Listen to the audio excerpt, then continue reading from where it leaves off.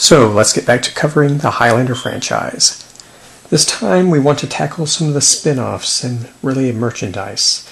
Now, Highlander has had various merchandising ties, novelizations, comic books, a few video games, some of which haven't been released, and things like that are mostly crap. We had a Flash series based off of Mythos called the Mythos Chronicles on the internet, which once again wasn't that good. There are the audio plays by Big Finish with Adrian Paul narrating. You have the direct-to-DVD special called Reunion, which depicts Peter Wingfield, Jim Burns, and Elizabeth Grayson getting back together and updating us on what the characters have been doing since the series. Once again, nothing special. But the main two franchise spin-offs that haven't been covered yet are Highlander the Animated Series from 1994, which ran for 2 seasons, and Highlander the Raven, which is essentially the 7th season of the Highlander series. Highlander the Animated Series follows Quentin MacLeod, I guess, spiritual descendant of Connor MacLeod, set 7 centuries into the future after a catastrophic event, meteor crashing down. The world is in chaos, and the Immortals have sworn off violence and become what are known as Jedidors, except for one, Cortan, the villain, who has declared himself winner of the prize and ruler of the world. So he rules from an underground city called Maganda. So Ramirez, who doesn't seem to be quite the same Ramirez we saw Sean Connery playing. He has a slightly different name, but looks and sounds pretty much the same. He finds Quentin MacLeod after his tribe, the Dundees, are destroyed by some of Cortan's forces, and tells him that he's the chosen one to follow in the footsteps of the MacLeods, and he must battle Cortan and be the last one. And so the series follows them as they go around post-apocalyptic Earth, meeting up with the Jedidors and transferring their quickenings over to Quentin, peacefully, mind you, without the taking of a head, and just getting into general misadventures. Quentin's little sister Clyde comes along, as well as her pet Gaul, and it's fun, exciting decapitations for the entire family. The show actually works much better than it should, especially considering that it's not clear how it fits into the larger franchise.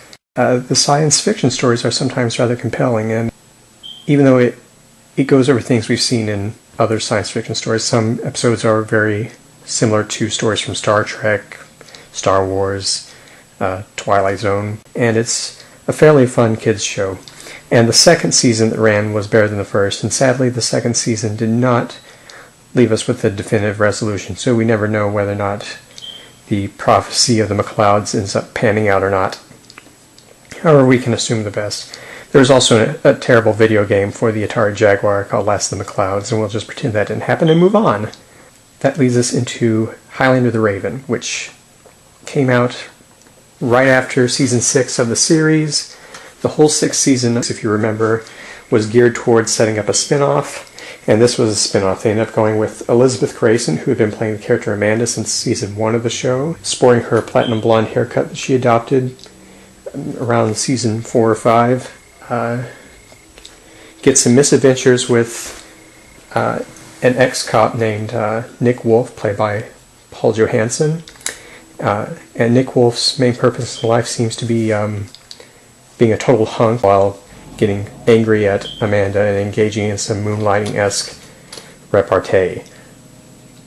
The show is not excellent by any means, although there are some very good episodes. But I'd say that it's on par with some of the better seasons of the series, and it's definitely a step up from Season 6. Really, if this had been Season 6 as opposed to the one that we got, this show would have ended on a much better note. As much as I like the Immortal Cop show formula that this show plays with, I have to say that the final episode is just terrible and actually threatens to destroy the effectiveness of the entire series. Thankfully, though, it ends on an ambiguous note, And even though it makes you want another season to get resolution, the lack of resolution actually makes the show that much more fascinating.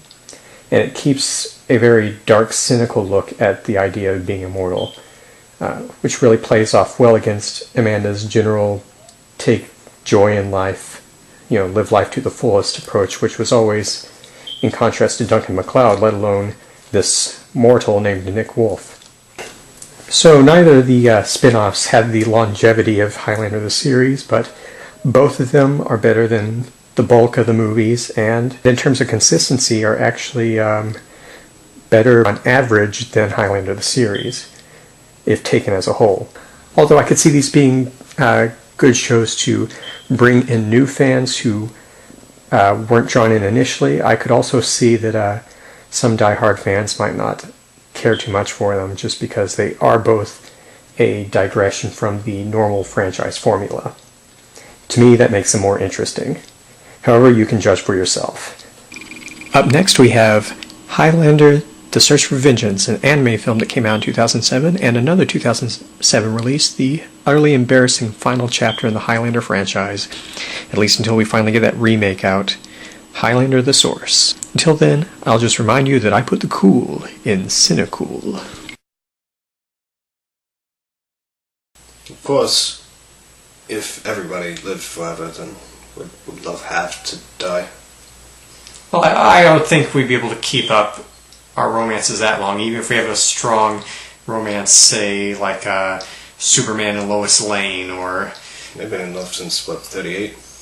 Yeah, or like Batman and Rachel Dawes, who have been in love since she was made up in 2005, or Jim and his... relationship, that. Yeah, or Jim and his beard from Planet of Dinosaurs, or... well, I was going to say Michael and Kay from the Godfather trilogy, but that didn't really work out. It was an abortion, Michael! Clearly is about environmentalism. We have to take care of the earth, Save the earth, save the earth, save the earth. Yeah. Essentially, it could have been co-written by Al Gore for all we know, under a pseudonym. It was, actually.